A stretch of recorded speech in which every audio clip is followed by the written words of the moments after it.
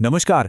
जो लोग web development या साइबर सिक्योरिटी की दुनिया से जुड़े हैं, उन्होंने OWASP टॉप 10 का नाम तो ज़रूर ही सुना होगा। भाई, ये वो लिस्ट है जो वेब एप्लीकेशन सिक्योरिटी के सबसे बड़े खतरों को हमारे सामने रखती है। तो आज हम 2025 में आने वाली लिस्ट के एक प्रीव्यू पर नज़र डालेंगे और ये समझेंगे कि वेब सिक्योरिटी का भविष्य आखिर किस दिशा में जा रहा है। चलिए शुरू करते हैं। अच्छा, सबसे पहले एक बहुत ज़रूरी बात इसे साफ कर देना चाहिए। OWASP टॉप 10 की जो 2025 वाली लिस्ट है ना, वो अभी तक ऑफिशियली रिलीज नहीं हुई है। तो हम जो देखने जा रहे हैं वो कम्युनिटी के ट्रेंड्स और सर्वे पर आधारित एक तरह का अनुमान है। इसे भविष्य की दिशा समझने के लिए एक गाइड की तरह ही देखना सही रहेगा। इस पूरे विश्लेषण में हम पहले 2025 के अनुमानित खतरों को देखेंगे, फिर एक-एक करके टॉप 10 को समझेंगे। इसके बाद हम उन बड़े ट्रेंड्स पर बात करेंगे जो इन बदलावों के पीछे हैं, और आखिर में डेवलपर्स के लिए कुछ काम की बातें भी जानेंगे।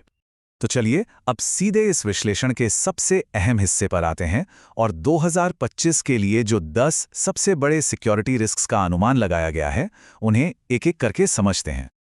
तो लिस्ट में नंबर 1 पर कोई बदलाव नहीं। ये है ब्रोकन एक्सेस कंट्रोल। इसका सीधा सा मतलब है कि किसी यूजर को वो काम करने देना जो उसे अलाउड नहीं है। सोचिए, एक नॉर्मल से यूजर एडमिन वाले APIs या फंक्शंस यूज कर पा रहा है। ये आज भी सच कहूं तो दुनिया भर के एप्लीकेशंस में मिलने वाला सबसे आम और खतरनाक बग है, और इसलिए ये अपनी टॉप पोजीशन पर कायम है। अब एक दिलचस्प बदलाव है नंबर 2 पर, सिक्योरिटी मिसकॉन्फ़िगरेशन। ये पहले 5वें नंबर पर था। यह होता है जब सर्वर या एप्लीकेशन की सेटिंग्स में कोई गड़बड़ हो, जैसे प्रोडक्शन सर्वर पे डीबग मोड ऑन रह जाना या डिफ़ॉल्ट पासवर्ड्स को ना बदलना। क्लाउड और डेवऑप्स के बढ़ते इस्तेमाल की वजह से इस तरह की गलतियां अब बहुत ज़्यादा आम हो गई हैं, और यही वजह है कि ये खतरा इतना ऊपर आ गया है। और अब हम 2025 के लिस्ट में एक बिल्कुल नई एंट्री देखने वाले हैं।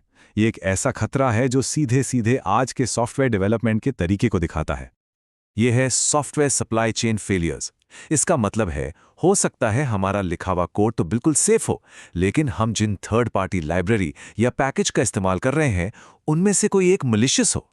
आजकल के ज्यादातर बड़े अटैक्स सप्लाई चेन पर ही हो रहे हैं, जहां हैकर्स सीधे हमारे कोड को नहीं बल्कि हमारी डिपेंडेंसीज को निशाना बनाते हैं। नंबर 4 पर आता है क्रिप्टोग्राफिक फेलियर्स, जो थोड़ा नीचे खिसका है। ये एन्क्रिप्शन से जुड़ी गलतियों के बारे में है, जैसे कोई कमज़ोर एन्क्रिप्शन इस्तेमाल करना या HTTPS ना लगाना।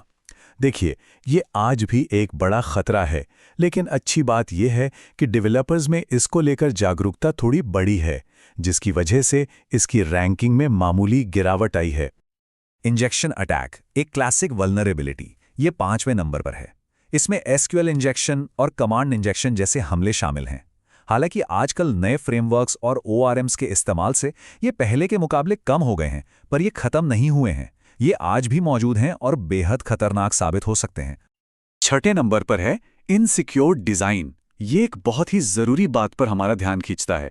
सिक्योरिटी कोई ऐसी चीज़ नहीं है जो कोड लिखने के बाद जोड़ी जाए। ये तो एप्लीकेशन के डिज़ाइन लेवल पर ही शुरू हो जानी चाहिए। अगर डिज़ाइन में ही किसी फीचर के गलत इस्तेमाल के बारे में नहीं सोचा गया, जैसे OTP की अनलिमिटेड कोशिशों की इजाज़त देना, तो बाद में उसे ठीक करना बहुत मुश्किल हो जाता है। 7वें नंबर पर हैं ऑथेंटिकेशन फेलियर्स, यानी लॉगिन और सेशन मैनेजमेंट से जुड़ी परेशानियां, जैसे कमज़ोर पासवर्ड पॉलिसी रखना, मल्टी फैक्टर ऑथेंटिकेशन का ना होना। ये सब इसी में आते हैं, और इसका सीधा नतीजा क्या होता है?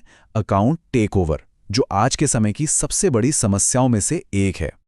8वें नंबर का खतरा है software and data integrity failures.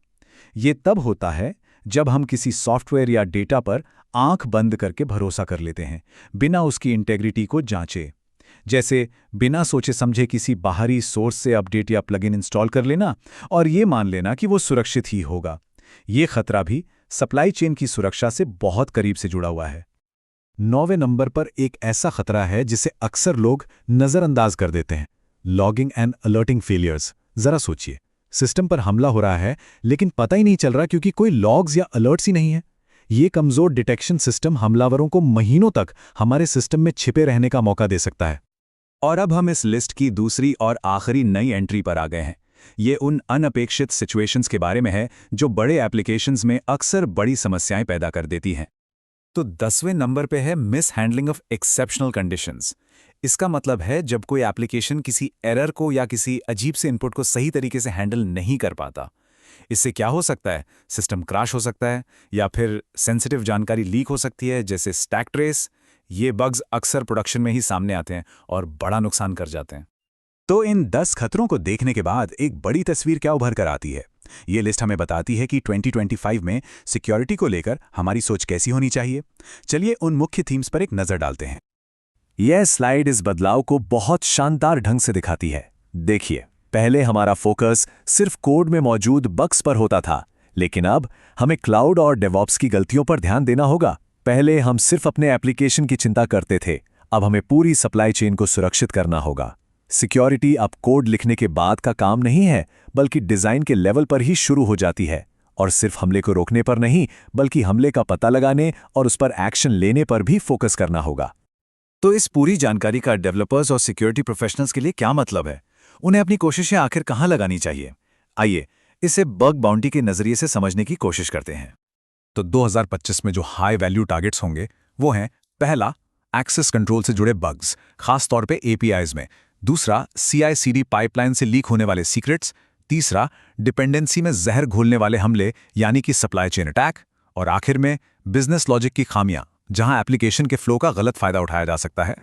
और अंत में हम सब इस एक सवाल के साथ इस चर्चा को समाप्त करते हैं: जैसे जैसे सॉफ्टवेयर दूसरे सॉफ्टवेयर पर बनता जा रहा है, क्या सबसे बड़ा खतरा अब हमारे अपने लिखे हुए कोड में नहीं, बल्कि उन चीजों में है जिन पर हमारा कोड निर्भर करता है? इस पर विचार जरूर कीजिएगा।